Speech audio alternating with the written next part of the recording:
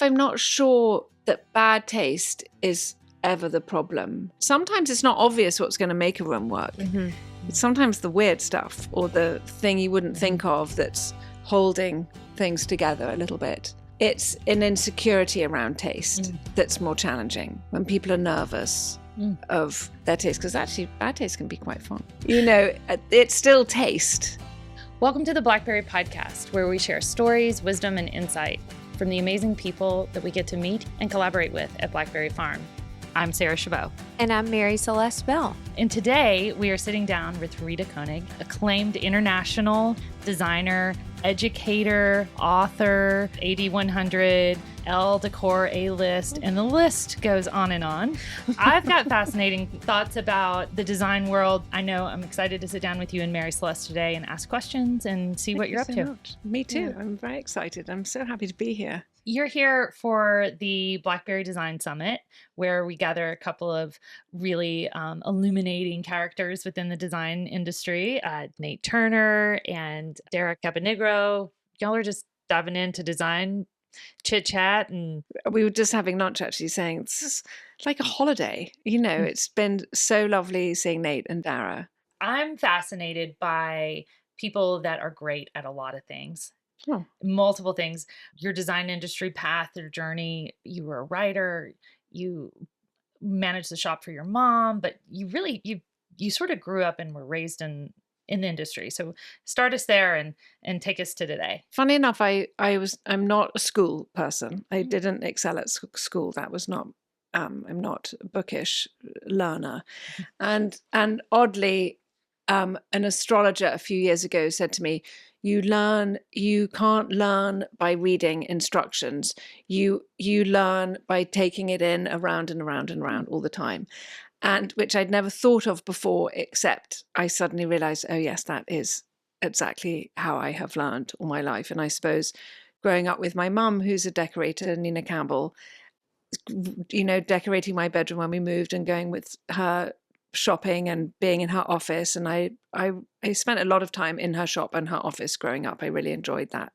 I think weirdly more than my siblings. I don't know why it was that I was there particularly more, but I loved the fabric books and the smell of wet paint and all of that. So I muddled through school. I didn't go to university, and I then worked for a friend of my mum's, who was a journalist called Meredith Etherington Smith, who was this rather P.G. Woodhouse-ish character, larger than life, wonderful sort of red auburn curly hair, and she was literally quite enormous in fashion. So she sort of defied fashion really, and she was very chic and funny and very English. And I went and worked for her. She was the European editor for Mirabella and Town and Country, and I used to do her research in her London house. So I started in journalism there without really sort of thinking about it.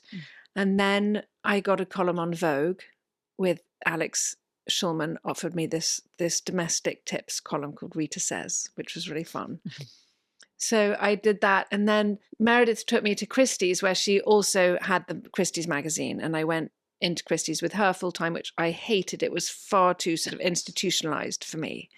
And too like school. Creative path? Yes, although you would think that it sort of was creative, an auction house, but it was, you walked in the morning and the canteen was sort of cooking lunch that smelt of boiled cabbage. It was like school, literally, you know, and there were prefects and the hierarchy of a school, and the women weren't allowed to wear trousers. All the women had to wear skirts, and it was very, I don't know, it just wasn't for me.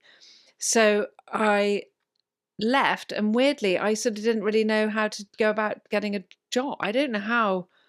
I've never really gone for jobs in the normal way. So anyway, I went and worked for my mum in her shop, and I started buying for the shop and doing that, which I loved and was great fun. I had gone growing up with her to Paris to the shows, what's Maison and Objet. I started doing that, which I adored. And then I was there for about 5 years. And weirdly, I didn't really like being in a family business. I think a family business is very hard.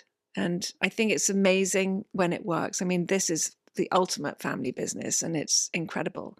I found the nepotism a very hard thing to square in my mind. And am I here just because I'm my mum's daughter? Do I have, am I good at what I do, or are people just tolerating me? And so I really struggled with that. And I then left. I had my column on Vogue, and I then wrote a book, my first book, which was called Domestic Bliss. And when I signed the contract for the book, I left and went on my own, which was quite a leap. It was sort of really scary. I was 27. And I suppose that was quite one of those defining moments that I didn't really think about yesterday, but it was exciting. And then I got a column on the Sunday Times and then the Telegraph magazine. And then, so weirdly, journalism became sort of very much part of what I was doing. And I had this wonderful column on the Telegraph magazine, which was like tea then. And I did that for a while. And then I moved to New York. And all the while, you were just doing journalism at that time. Well, not I was decorating? I did, while I worked for my mum, I did this one decorating job, which was a nightmare, steep journey in learning of how not to do things. I sort of had gone in, I felt like I'd gone into a sort of rainstorm in a pair of flip-flops and a sundress, you know. I learned that you only want to work with good people after that. So as I was moving, I did my second decorating project, which was in London for friends. It was a lovely townhouse on Ladbroke Square. So I did that and moved simultaneously to New York, which was an amazing experience. And it was one of those things that, you know, when the world conspires with you to allow something to happen. And every time I thought of something, a door opened and I just seemed to step through it, which was sort of incredible. I was thinking of moving to New York, and a friend of mine, James Truman, wanted to rent my apartment. And James was had just left Condé Nast. He was the MD of Condé Nast. And he said, you must meet Deborah Needleman, who I'd been working with a bit in London because she was the gardens editor at House and Garden. And in magazines, you often work with people that you never meet, but you know them on the telephone. Or in those days, you knew them on the telephone. Now Zoom. Yeah. And Deborah had just started Domino. And so when I arrived, I went to one of her events. And she was also one of those pivotal moments. It was on the top floor at Barney's. She was there was some Domino party, and I arrived. And it was like we sort of fell in love immediately. And she was like, what's that scent you're wearing? And I can't remember what it was. I think it was Le Bleu. She's like, I have to have that. And then she was like, what are you doing? And we want to come and shoot your apartment and shoot you decorating it and all this stuff. And so there sort of started my relationship with Domino and Deborah, who's become really one of my great friends. So that was arriving in New York, and more journalism and a bit of decorating. It's funny how little the decorating actually was, just sort of quietly in the background. Because you were writing about interiors and that whole industry. You were getting an education in a whole other way. Yes, writing gave me a way of looking at decorating, I think. And I had this wonderful editor at the Telegraph who I remember her saying to me once, at that time, which I suppose was the early 2000s, the newspapers, those weekend newspapers were really big, and lots of people had columns and were writing stories of their Notting Hill lives, or not so much me, but famous people were writing these sort of columns. And I obviously one week got slightly carried away with my lovely life and wrote my column in that sort of way. And Carolyn said, this column, she was like, this is not interesting, just my lovely life. Nobody really wants to read about that. You've got to impart information. You have to give people something interesting and useful that they can take away, which was such good advice, and so sort of has remained with me so much in everything I've written, or in Create Academy, or in the workshops I've done, and is just to always impart information that's useful and going to help somebody, rather than, aren't I clever? Yeah, you know, that's sort of annoying, really. Did you feel growing up with your mom that she was directly imparting information on you, or you were just a sponge kind of absorbing? I think I was a sponge. And because the pieces of information she's given me, I hold so clearly. Like when I got that first decorating job, she sort of came and sat at my desk and she was like, right, I had a 5-minute lesson really on how to decorate. She's like, do you know how to do a floor plan? So she showed me how to use a scale rule. And she said, here's how you use a scale rule on the plan. And then you need to draw your floor plan, your furniture plan, because you need the furniture plan so that you can do a lighting plan. And then you need all of that so you know what lamps you need to buy and what furniture you need to buy. And everyone can crack on with the electrics. And that was the end of the lesson. Yeah. Short and sweet. And that is sort of pretty much it, really. And then the other piece of information she said to me once, she was like, well, you've got to talk about money. I mean, if you can't talk about money, really, no one's going to take you seriously. And that was also another really important lesson, because, of course, the young are really embarrassed to talk about money. And they often, therefore, are exploited, especially in the early days of work. And that's been so useful to know that, you know, you just need to be able to talk about money with your clients. And I think that it's so important to talk about the finances of what a project costs. And then everybody knows where they are and what they can afford to do. And there are no nasty surprises. Right. And I think, you know, decorators weirdly have a bad reputation for that. And oddly, it's usually the builders, in fact, that just are like, oh, we came in over budget, or it's 30% over budget. And they don't seem to think it matters, or that. And we're quite rigorous in that way. It's a funny thing, money. You get it by the horns and talk about it, and it's much easier. The houses and the projects you're working on, I mean, these are not small dollars. And so it's a huge investment. Yeah. And it's someone's home.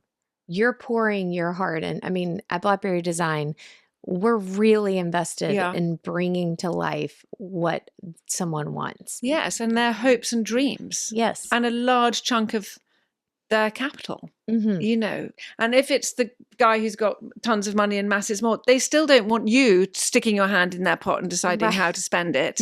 You know, everybody has a budget. Whether it's all the money they have that they're giving to you, or it's a portion of it. And I think it's wise to be respectful around that. And then you have a fun time. Right. I think once you establish the budget, then you can have the freedom within there to say, okay, wow, this piece of art is going to make this room sing. Let's save on art in the children's bedroom or the powder room or whatever. And it gives the designer, it's very liberating, some freedom. Yeah, I think so. I agree. This is for both of you all. Like, home is super personal and intimate. And how, like, what is the first step in translating that into a design? I would say the important thing is understanding how someone lives, how you're going to walk in the door, and what you need to make your day work. And then you go from there. It's okay, what appeals to them? And obviously, you know, someone hires Blackberry Design or Rita because they are attracted to their aesthetic. And if someone wants something that you don't really do, of course you can say, okay, this isn't really my look, but if you're interested in doing Try it out. But I think people kind of know what they're getting when they hire a designer. It's a fun journey, though, that combination, I think, of, yes, they know what they're investing in us and what we have to offer, but also you in them. And I think that is so much fun to discover that person and how they live and what they need, and sort of extricating as much of that information to give them the things that sometimes they didn't even know they wanted. People don't often know what it is that they want. And we're so accustomed to, oh, that's the way a house should be, without thinking, except I don't live like that. Why have I got a drawing room I'm going to go in once a year? I've got 3 dogs and 4 children and, cooking every night, I find that really fun. Knowing how you live or how you want to live, I think is a huge thing. And then the discovery piece and the push and pull. Sometimes I think the client has a vision for something that maybe is a Not challenge. real. Yeah. And so isn't then, actually how they live. But then it's kind of working together to figure out how to make their vision come to life. I love the push and pull, actually. Yeah. And when those people are the have most bad fun taste? clients. Well, funnily enough, I'm not sure that bad taste is ever the problem. It's an insecurity around taste that's more challenging when people are nervous of their taste, because actually bad taste can be quite fun. It's still taste. Yeah. I think that the hard thing is when people are nervous and then they can keep plucking the eyes out of a room, and you keep being left with a house of cards that keeps collapsing because the things that, again, sometimes it's not obvious what's going to make a room work. It's sometimes the weird stuff or the thing you wouldn't think of that's holding things together a little bit. So that makes me more anxious with somebody, is the nervousness more than bad taste. Not only are you designing, obviously, in the UK, but now you have so many projects in the US and throughout the US. Tell us what are some differences you've noticed just between here and there? Yeah, give us your perspective. The difference, I suppose, really is the personalities of the Brits versus the Americans. And what I love about America is how up for it everybody here is. So when you decorate for an American, they're into it. They want to go shopping. They want to have all the nice things. They're not cautious and suspicious and think you're going to run away with their checkbook and overspend. I suppose what's fun in England is that I have everything there. So the shopping in England is much more sort of readily available. And very often when we're decorating here, we're shipping a lot back here. So a lot of the antiques and the upholstery we usually send. We don't always actually, but we often send that from England because it's a very good quality and it's often a lot less expensive, strangely, although there's fabulous upholstery here too. What happens when there's 2 personalities in the conversation? And I'm not saying this to get anything for myself and my husband, but there's a minimalist or a maximalist. They both live in the same space. And how do you merge that? I think that you can with a couple always, because they did, after all, find one another. Right. And so I think you will, and it's just not their language. And so, in fact, I think probably as a decorator, that is where you come in. If you sort of hear both of their thoughts and feelings and fears, probably, of it looking like an old-fashioned thing and the other one fearing it's going to look like a modern white box or too beige or something, you can bring the 2 things together. And I suppose that's our role, isn't it? And that, of course, those challenges of what's fun. But that's also what makes the magic, is the unique client. And then in that case, it's a unique couple within the friction client is the fun. Plus you. So that'll be like no project you've ever done before. Yeah, because you want them all to be different. Actually, it doesn't appeal to me, the idea of being handed a blank canvas and we don't really have checkbooks anymore, but used to say a blank check. Because the fun is the adventure together and the finding and putting that puzzle together. And so when I look at my projects, they are all quite different, even though I do see that there's the thread of me through them. But I love that at the end of them, the houses really feel like their homes and people feel excited to be in them and comfortable and that they're theirs, rather than perching on something that they don't want to ruin or know how to be in. Right. No, you've got to be able to live in your house for sure. So going back to your domino days, I mean, I love that you, Nathan, and Dara are all here together. It's a group that still see each other a lot. It's a very strong bond, Domino. So take us back just for a minute of, what were those days like? Because I know Domino was loved by so many. I loved Domino. I know, it was such as a I breath of was fresh so air, I sad think. when it closed. I don't think that Condé Nast itself really knew what it had. I think that they were so used to making figures work by giving away subscriptions and making it look a certain way in terms of sales, that they didn't believe their own numbers and believe the following they had. But it had this extraordinary following because it was addressing a sort of young market who didn't have interior designers.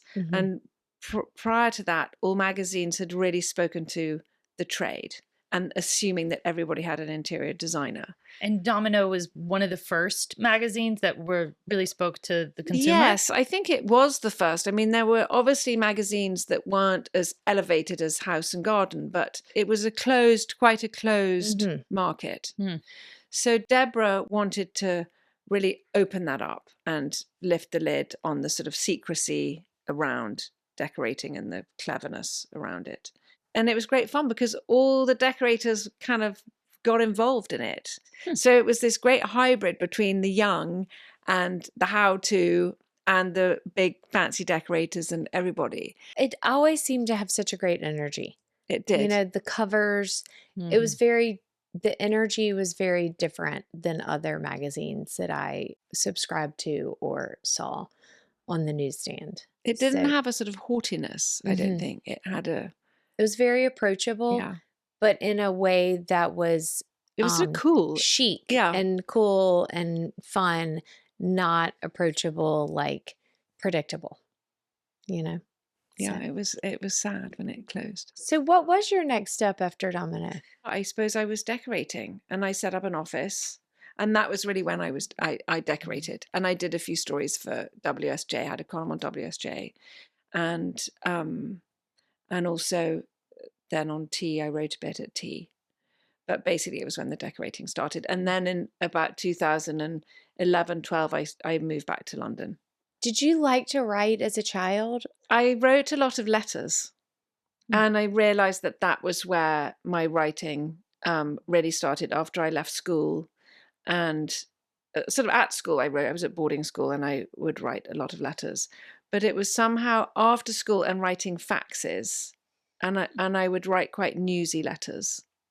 So I think that was where my writing sort of started. And it's really, I've really only ever been a columnist rather than a journalist. So I just, wang on about the stuff I know and enjoy rather than do some great research and able to impart something interesting. So to me, it's really always been like writing letters to a friend, really. But what a great perspective. I mean, in Voice Defined. It makes you feel familiar. I mean, it's funny, isn't it? You just do what you know how to do. It's sort of the only way you know how to do anything.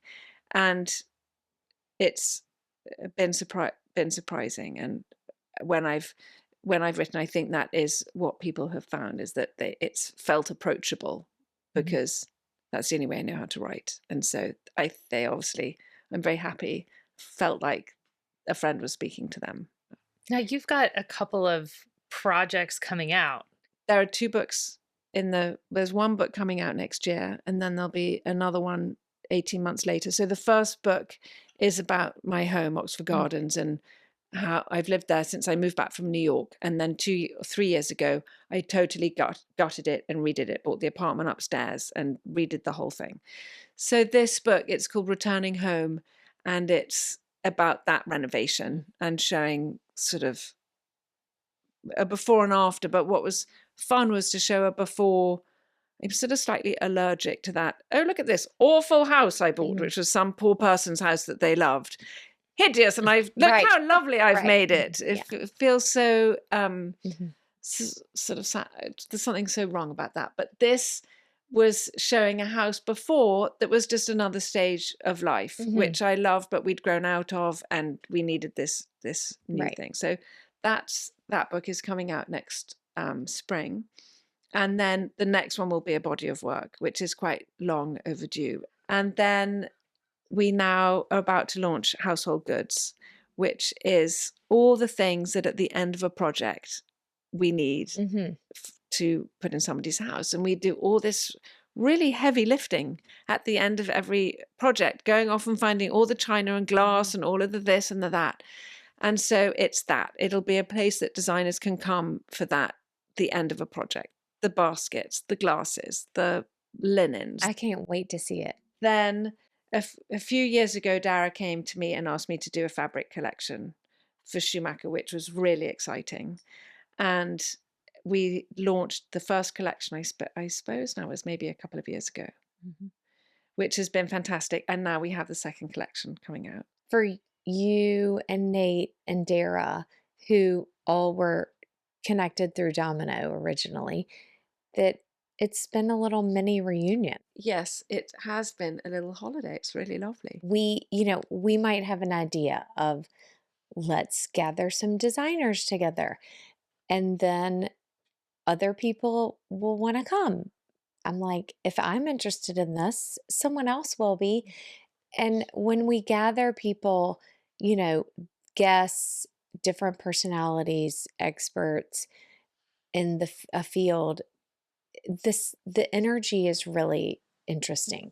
I think you set an extremely generous scene. There is a tremendous feeling of generosity here, which is really lovely. And the feeling of everybody being together, it's very easy. There's nobody saying you can't do anything or trying to get to you. I don't know. There's just a great big yes. How can I help? I mean, it's really a very special place, and it's very unusual. And I think that this tremendous sense of the long view here is very unusual. It's in my experience been very unusual in America. And when I lived in New York, one of the things I missed so much about England was the soil and muddy boots and flagstones with mud on, which, considering I'm a total townie brought up in London, I was like, what's going on there? I never got to the country.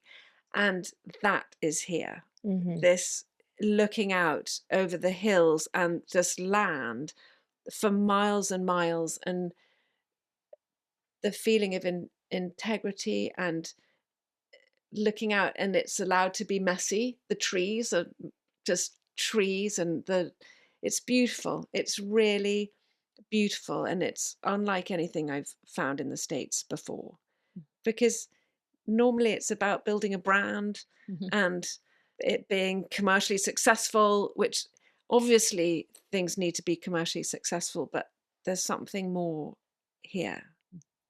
Well, thank you for recognizing that, because it really is. I mean, Blackberry started as my in-laws' home, and for a long time, thank God, my father-in-law had a successful business because he, helped fund it.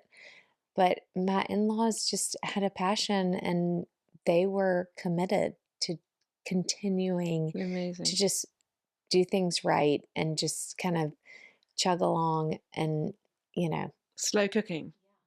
So Rita, we want to make sure everybody knows where to find all these exciting projects and where they can follow you. Thank you. Rita Konig at ritakonig.com is the website. Oh, perfect. And on Instagram? And on Instagram, it's just at Rita Konig. Thank you so much, Rita. Thank you for coming this weekend. Thank you so much. Thank you for taking time out of your relaxing afternoon to sit with us this in is the so bunkhouse. fun. I find this super relaxing. I could talk forever, but so could I. Thank you yeah. so much. Thank you. Soon. I am definitely already, those wheels are turning in my mind of when we should be coming next. Thank you. Thank you very much.